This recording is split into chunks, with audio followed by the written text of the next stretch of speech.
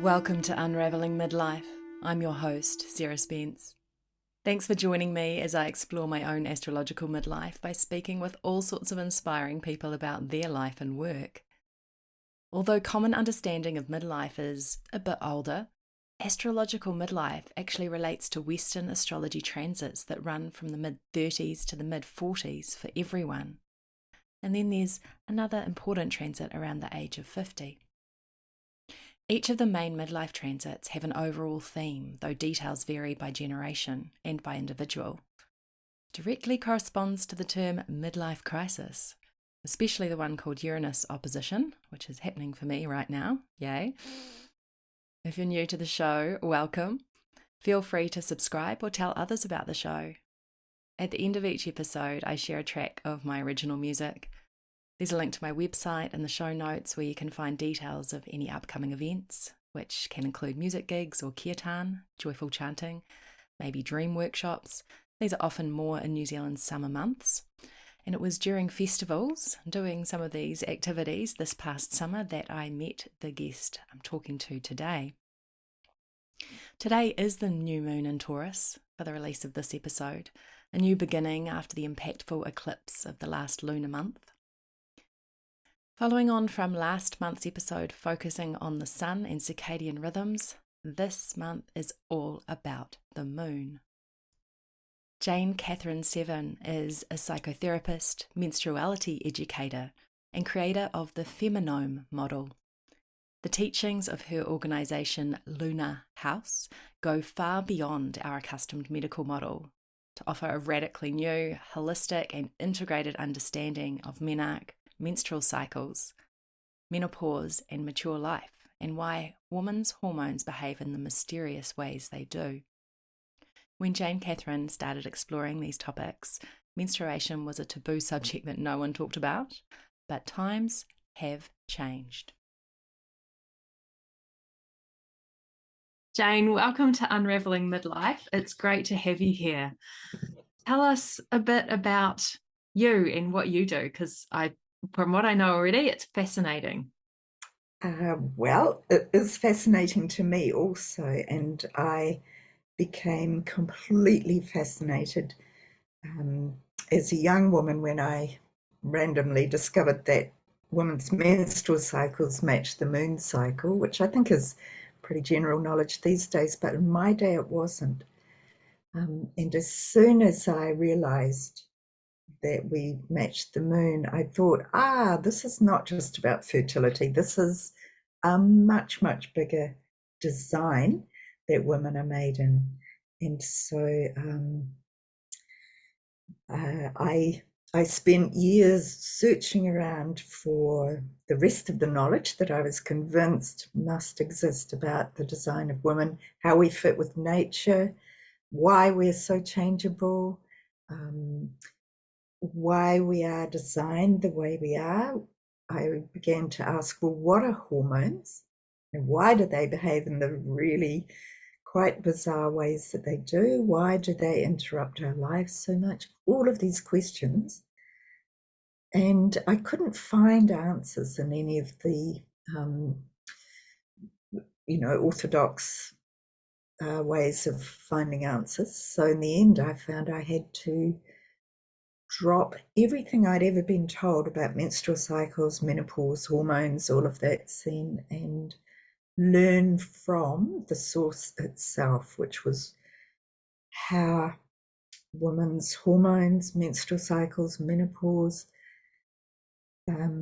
manifested in women. So to just put everything else aside and observe in a new way what women's hormones were doing. And as soon as I started looking in that way, a little bit like, the old magic eye books where you look at an image and slowly, if you look in the right way, a hidden image emerges.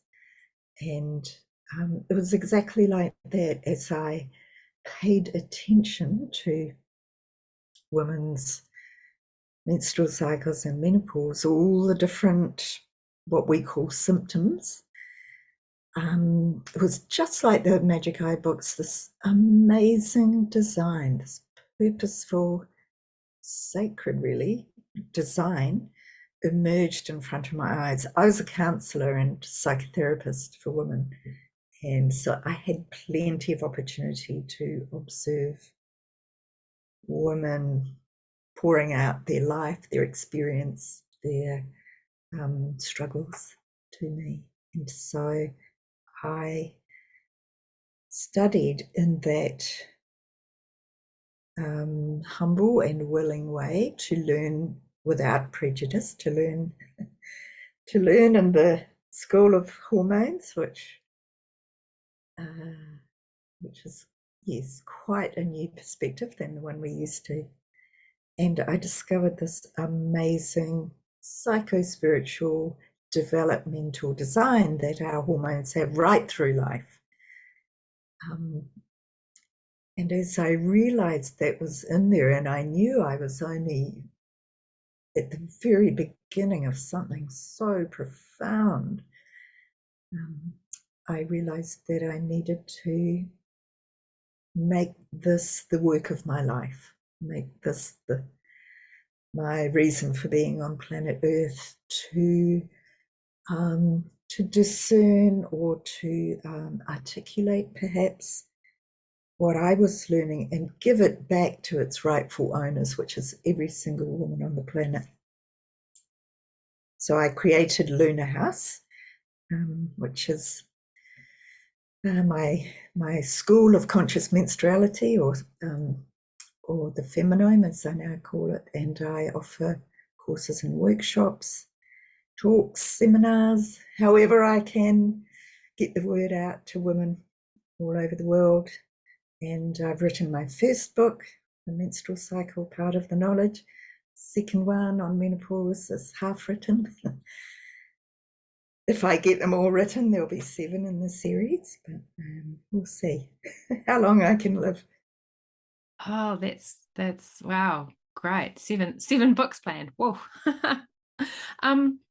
Wow. Yeah, I was going to ask, how did you find out all that information? But having that background as a psychotherapist would have definitely had that. So, what was the old model like that you used? You said that you're looking at it from The a different medical perspective. model, which says, which has been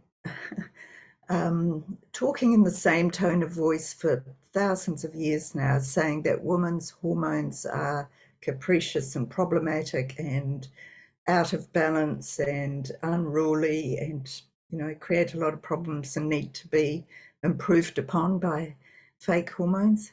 Ah, Possible, to make us fit better in the masculine way of life, to make us comply with the way society is set up, which is not for the female nature. so it does seem to be shifting a little bit in recent years. Yes, we've been working hard on that. I Yeah, bet. I bet. on putting forward the very important starting place is that women are not the faulty model, that our hormones do know what they're doing, and that we need to ask a different question, not what's wrong with women's hormones that they give us all such a hard time and need medicating, but what are we doing to women's hormones that causes them to often be troubled, and for women to suffer in their natural processes, which is not okay.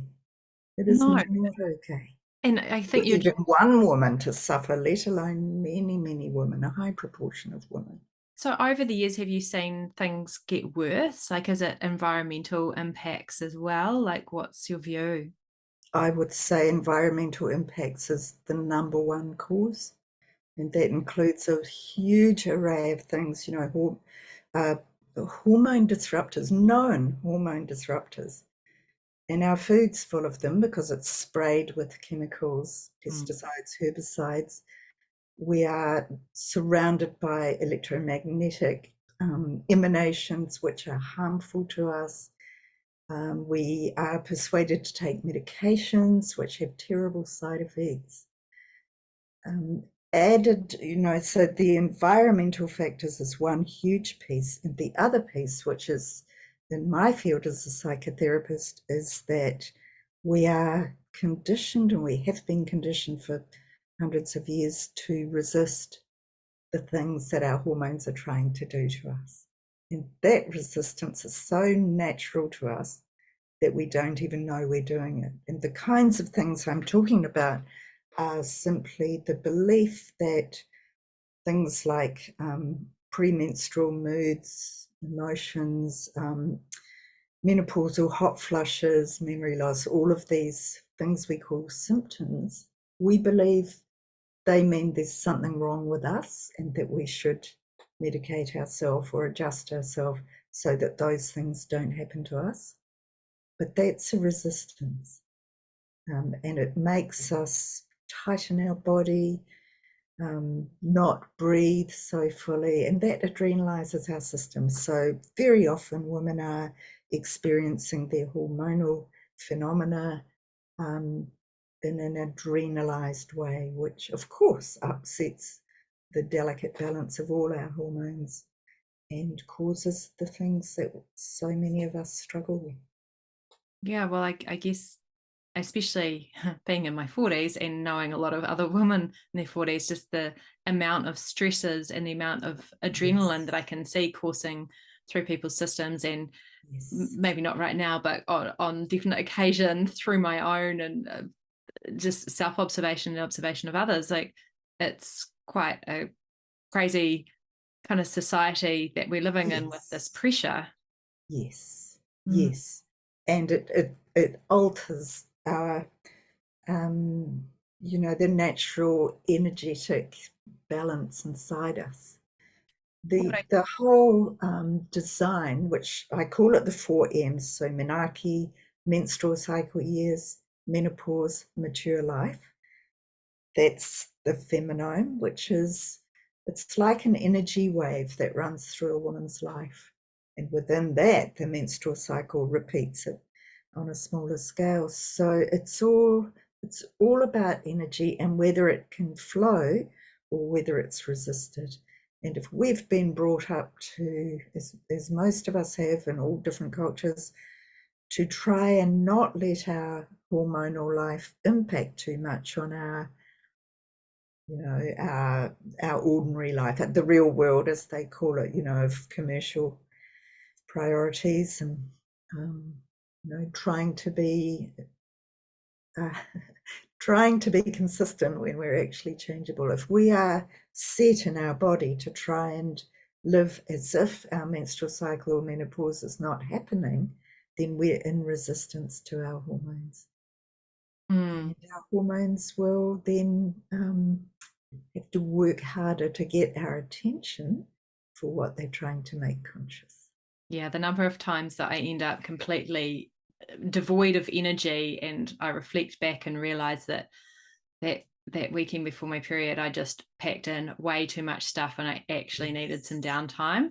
But it yes, took years to come to that. Like, I felt like it took 20 years of from first onset of menarche to actually yes, kind of get to the point of, oh, why am I so moody or upset? And I'm like, it's yes, that part of my cycle. And it took 20 years to get yes, used to that. yes, And so now I wanted to talk with you to, like, for anyone, any listeners of kind of any age, supporting women, or being in the menstrual cycle or going through menopause, because a few people do ask me, and they say that that's really really cool to have that topic discussed. I'm like, okay, well, I'm making changes in my life now because I'd like menopause to be kind of easy. Yeah, what do you suggest to people who kind of, are there things like environmental factors you've said are the number one? Do you make recommendations to people as well as learning the theory? What can we do in practice? yes. In practice, the environmental things, of course, are important. So if you can, or as much as you can, an organic diet, water that isn't contaminated with the things city councils put into water, fresh air, sleep, all of these things. But what I've found, and what's, even though, I'm the number one advocate, and I'm totally passionate about this, I still get surprised by how much of a difference it makes when women can understand compassionately the resistance that we're in psychologically and uh, soften that. We live in societies that are completely resistant to menstrual cycles and menopause in every way.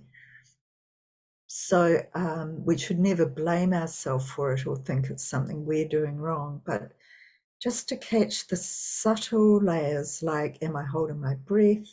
Am I kind of pulling myself together muscularly so that I can override my period pain or my premenstrual sensitivities so I can get on with what's demanded of me?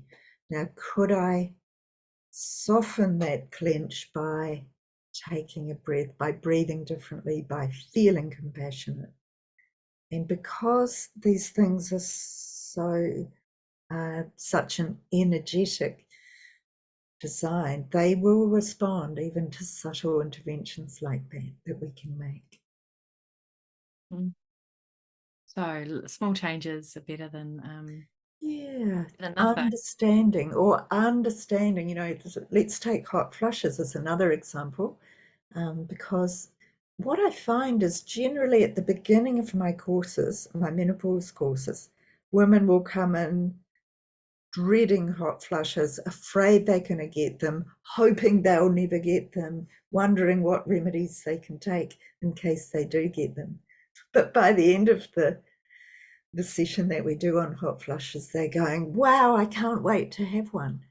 Because if we understand that hot flushes, they're not a pathology, they are an energy that we didn't have before. They're the energy of, the big, expanded, full on energy of the mature feminine coming into our body.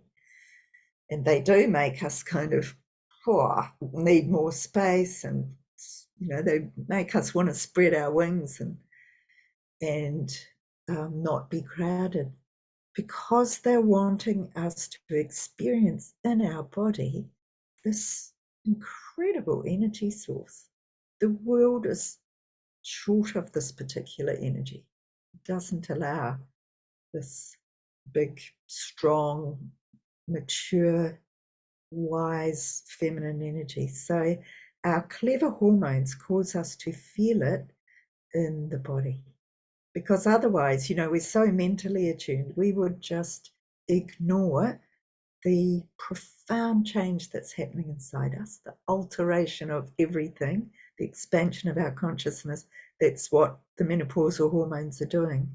We would just ignore all that and soldier on and try to stay the same and keep functioning the way we've always functioned, So it's which is crone what the power. medical approach says, HRT, which I call hormone resistance therapy, to keep women the same, to not let them go into this bigger place. It's physical, it's energetic, so we're going to feel it. So it's like crone power. It's yes, it is powerful, and Of it's the emergence of. when we go into menopause, instead of doing the feminine energies one by one separately around the month like we have all through our cycle years, and that's why we're so changeable, menopause is going to come along and ask us to put them all in the blender and whiz them up, so that instead of having to wait until 2 weeks' time before I can feel my ovulational confidence, I can have it every day of the month. So menopause is um, blending up all the four fundamental feminine energies, but it's also, just like your kitchen whiz, it's centrifugal, so it's expanding. And an expanding energy will make heat. It's alchemic, so it will make heat. And if we can begin to trust hormones, that even though the things they do are counterculture, they will disrupt the status quo, because the status quo is not feminine. So they will disrupt that, and we get a fright, and we think we're disabled, and there's something wrong with us, and we can't function. But the hormones are purposeful. They're trying to alter our function, expand our function. When we can begin to trust this, we stop resisting our phenomena. I spell it with an F. The phenomena, we stop resisting them, we stop medicating them away, we become willing to experience them. And oh my goodness, they are the most amazing tools the feminine uses, tools of consciousness. They push us beyond the consciousness the culture's stuck in to one that it doesn't yet know. So it's not for the faint-hearted. I'm not saying this is easy. And oops, I'm sorry. You said you wanted your menopause to be easy, but I want to invite you to more than that. Actually, I want to invite you to a menopause that is a great adventure of consciousness. Oh, that makes it sound a lot more appealing, really. It is a lot more appealing, and I'm sorry if it may not be easy on you, but it will be purposeful to Yeah. bring you the very, very great rewards that menopause has up her sleeve for us. They are unbelievable. I happen to know what's happening in my astrology in the time period, which I have no idea if menopause is going to happen then, but like it'll be transformative, that's for sure. Oh, yes, it will. Oh, yes, it will. So, in your experience with the because I noticed from it starts coming up in conversation in the last couple of years, different people going through menopause at completely different ages, like ranging from Yes, like, I don't know, 37 to nearly 60. yes. And some people going, oh no, I think my mum had it early. She was like 52. I'm like, no, I thought that was more average. Like what are Mm. the kind of average I ages think for? technically the average age for your menopause, your last period, I think the average age technically is 51. I thought it But was you're right, there is a huge range. And one of the things I've learned about this whole feminine sequence is that it's soul designed specifically to create the developmental, the optimal developmental path for each woman. So we all have a different experience, and and it's not that's genetic purposeful. necessarily either. Because I No, started I don't bleeding at the think same so. time as my mum, I might not stop at the same time as her. You might not. You might not. It will depend what your soul has in mind for you as an optimal developmental process. And while we're on this, I just want to say I've often also encountered a worry in women that if they do have menopausal symptoms, it means they're not doing something right, or they're getting it wrong, or they're not as good at it as somebody else, or that if only they were doing the right thing, they wouldn't have any of these symptoms. And I've noticed this particularly in a lot of women who are healers or have practices. They put a pressure on themselves that if they're getting it right, they won't have symptoms. But I want to say it's not a pathology, it's soul uh, compelling us to greater consciousness. And it's hard to talk in a short conversation about how such disruptive things as hot flushes or complete mental breakdown can be tools of consciousness, but they really are. My They mum really used to are. call it So this mental is deep pause. knowledge. Pardon? My mum used to call it mental pause. That's a very apt description often. That one happened to me big time. Mind you, I did want to experience all the different phenomena, but it was so hard to come up against a complete um, disabled brain power. But I know now why it did that to me. Mm. It's worth it. Yes. Um, yeah, I feel as though I've left a thread unfinished somewhere and I can't remember it. Oh, maybe we'll come back to it. Yes. Because I remember because we met. I attended your workshop in Christchurch at New Yes. Zealand Spirit Festival, and I know there was a great demand, and people did actually want you to do a menopause workshop as well. Yes. But you did Yes. focus on the feminine, but also talking about those four parts of the menstrual cycle that Yes. all of us in that menstrual, well, anyone who's old enough knows really well as a woman, and Yes. even men or identifying as anything else are probably all very aware because there's all women in all of our Yes. lives. Yes. And you likened them to the seasons. Yes. And Yes. I have heard that. The menstrual cycle within the whole feminine, it's it corresponds, it harmonizes with every single fourfold rhythm in the universe. You know, the life is made in a fourfold way: expand, contract.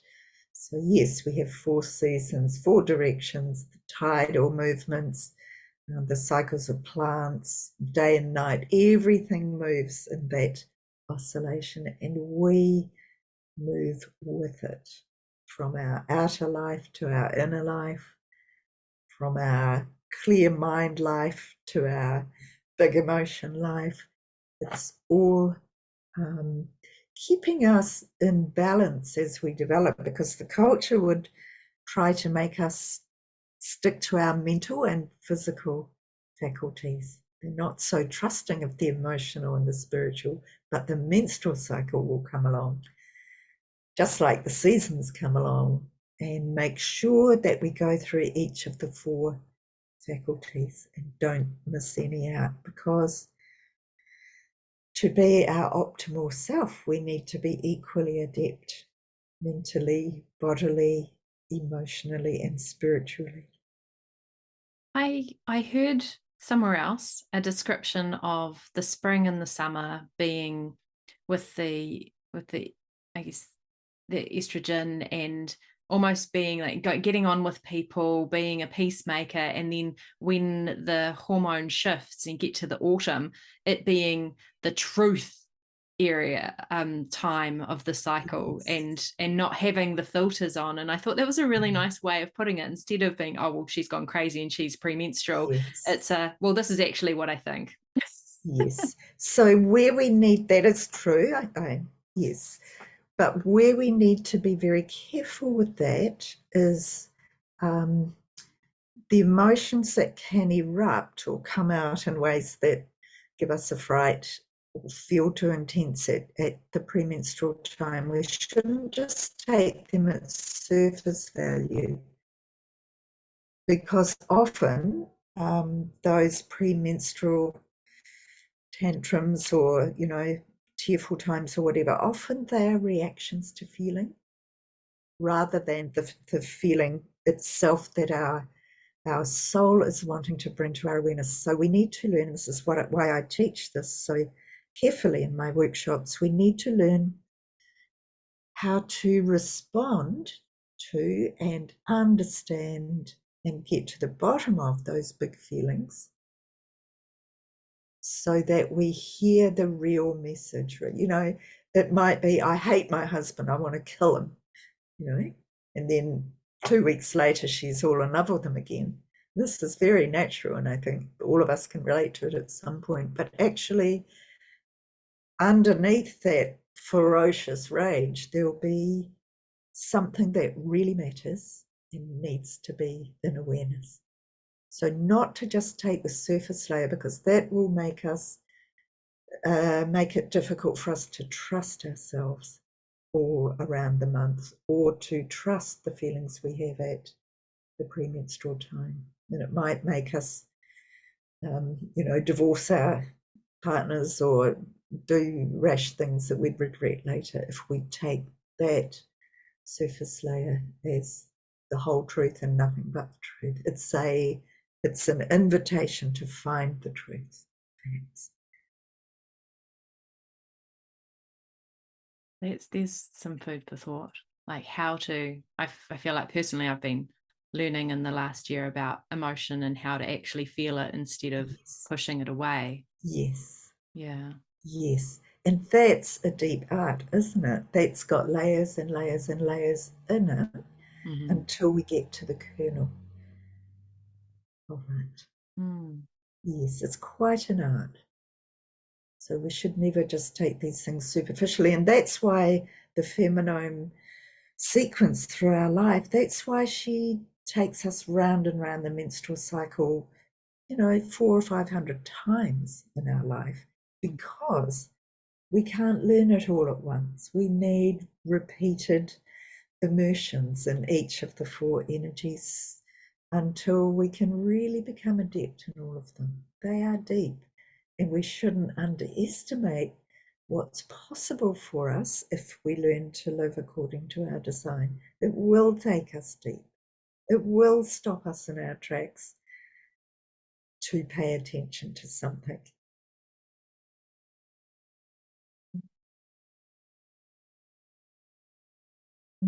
Just pause. Wow. It will. Yes, yes, Mm. yeah. We are very deep and sensitive and multifaceted beings. So much potential in us. Mm. That leads me to ask, I mean, because Unraveling Midlife loosely being based on the midlife astrology transits from the mid 30s to the mid 40s, um, quite a chunk, I guess, towards the end for most menstruating women. How was that period of life for you? Did your life kind of pivot or change, or any great realizations? Um, what the thing that jumps out the most for me is perhaps the end of that midlife phase as you're describing it. We've got Chiron return, I think, at the end. That was the time of my life where um,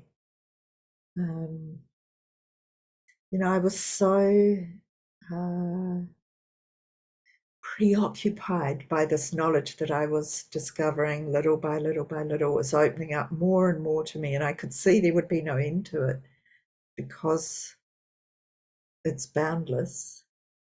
So during that time, or towards the end of that midlife time, one day I crossed the road from my house, went and sat by the river, and I just committed, okay, I'm going to make this the um, the work of my life.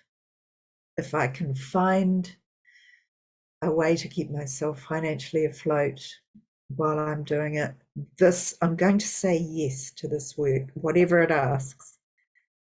And that was a big commitment for me because up until then, and a lot of the time since then as well, nobody wanted to know this thing I wanted to talk about all the time. Um, it is absolutely better now, I'm happy to say, but in those days, nobody wanted to know about it. So I did commit, and as I knew my life changed. I was staring to the river, and I knew that even though it was just, a 5-minute thing and nothing apparently happened, I knew my whole life had changed. And I walked back across the road to my house, and my landlord came over and said, "Now, Jane, I can't have you here anymore. I'm going to have to ask you to move." And I just thought, oh my goodness. And so it begins. Um, and yeah, everything changed then. I Wow. dedicated myself, I guess. I guess the synchronicity there is Chiron represents the healing, just healing, Yes. and either the wounded healer or what needs to be healed, and that happening for you right at that time. Yes. Yeah. Well, that's interesting you say that because if ever there was a thing that needed healing, it's the feminine psyche, the sense of ourself, which has actually been um, deliberately withheld from us for 5,000 years, really, in various ways. And the healing of that will heal the world, I believe. The rebalancing, the bringing back in of the feminine. And that's why my mission is to inspire women as much as I can to begin to trust what seems eminently untrustworthy, which is our hormones, so that a different way of living on and with this planet and a different way of mothering and nurturing humanity can begin before it's too late. This is urgent. Mm. Yeah. Do you have There's a any consciousness within the feminine design that's very urgently needed. do you have any words of wisdom for um, non-women? Absolutely. We all resonate, of course, with nature. So if we can come to trust the feelings we have, whatever gender or identification we may choose or be born in, if we can trust the deepest wishes of our heart, which are really about, I think, for most humans, about love, acceptance, peace. If we can start to trust our natural design, however it's manifesting, we will realize how life's designed to work. If we pay attention to the planet and everything in nature that is pro-life, then we learn how to be pro-life. Mm. Mm. And that's good for all humanity. I think that nature shows us that life in this planet, who knows what it is in other planets, but in this planet, it oscillates between polarities. Summer, winter, dark, light, empty, full, and so do we. And we have the masculine and feminine, which create life.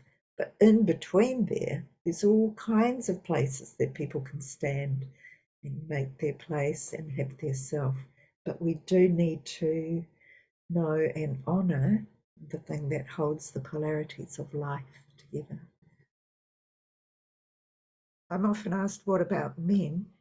And I believe 100% that there's an equivalently beautiful and comprehensive and purposeful design in the male psyche, in the male hormonal life. I don't know what it is, that's theirs to discern and bring, but I fully believe it will be beautifully complementary to the feminine. How can people find out more about what you do and your courses? I have a website, www.lunahouse, that's Luna house.co.nz. And my book is on there too. So that That's would be such a the beautiful place to book. go. Such a beautiful book. Thank you. Yes. um, and so I did take a quick look at your website and I see and you run in-person courses and will travel. And are you doing Yes. anything online? Um, I can do things online. I tend to respond to requests rather than I know what you offering mean. things myself, just a shortage of time basically. But if there is a group of women anywhere in the country, Or the world. I, Who knows who's or the listening? world indeed, yes, and I have been doing some things around the world, mainly in the psychotherapy training arena, but I can, of course, these days, so wonderful. We can talk to anyone anywhere. But um, if it's in New Zealand, I'm happy to travel anywhere. I'm going to Thames in beginning of August. Uh, Cool. So if yeah, you're around Thames at the beginning of August, check the website yes, and yes. But reach out. just get in touch with me and talk to me, and we can always create what suits women Mm, anywhere. I was mm. down at Rakiura last year, Stewart Island. It was wonderful to go down there and be with those amazing women down there. So, yeah, traveling's not a problem. And Mm. I can shape the content, the length, the presentation in any way that works for a group. Great. Oh, that's amazing. I know what you mean. Sometimes it's just easier to like, okay, I know that people want it, so let's do it, rather than if you offer something and maybe it's not the right time or place. Yes, yes. And also for everyone to know, personal consultations. I'm a therapist. I call myself a feminine therapist because this knowledge, this design, um, is therapeutic. So I can make therapy that's totally within the context of the feminine, or I can offer consultations for anything that women bring, or men. Yeah. So Right. that's another way of being supported if you don't feel like a course would be right for you. Thanks so much, Jane. This is, I know before we got on the call, you said, well, I could talk for 7 days on an interview Yes, with, yes, with content and we still wouldn't cover everything. You're yes, right. I feel like we've really just touched the surface. yes, we have. Oh, but it has been a delight to touch the surface with you. Thank you so much for your time. Thank you for the opportunity. I love talking wherever women would like to listen. So thank you.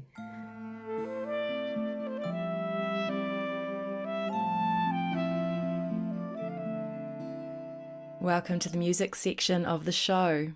Given the topic of today's interview, it's only fitting that I retrieve the PMS song, penned quickly several years ago and only performed for the first time at a couple of gigs this past summer. Let's celebrate those hormones with this glass half full ditty.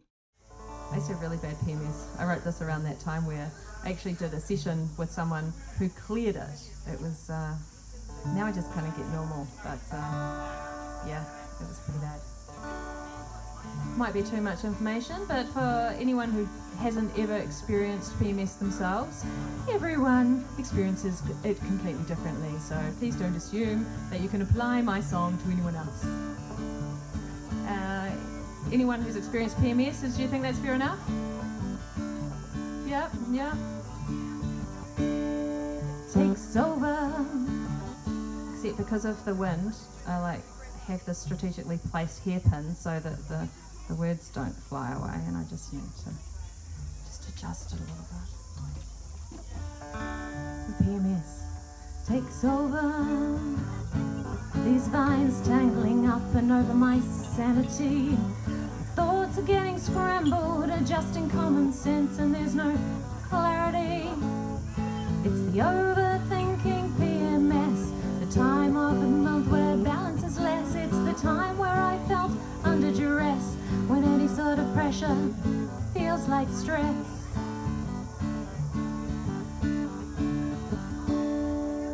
Happens regularly, mostly on day 20.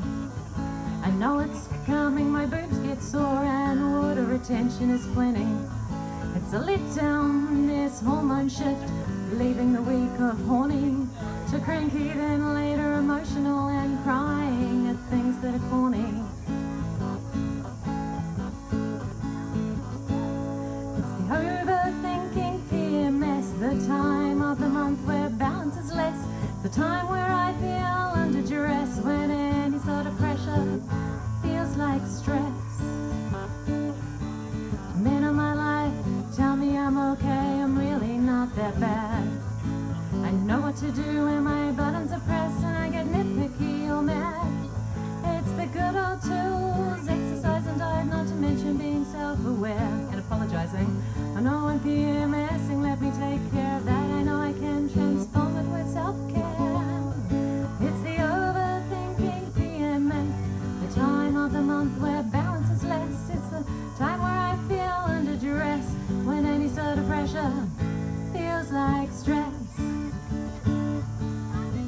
And recently I stopped myself, I see my avoidance and carb loading. I look it square in the eye and tell that no thank you, and I stop my moaning.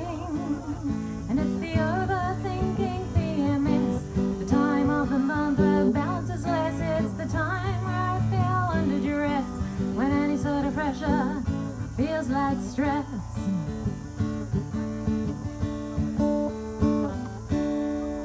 God, it sucks being a woman sometimes.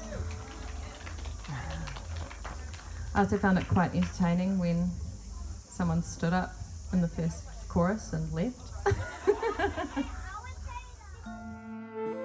Unraveling Midlife is brought to you from Aotearoa, New Zealand by www.sarahmarlowspence.com. Theme music is by Sarah Marlow Spence and Saraspati Marie Willis, and art by Samantha Hepburn.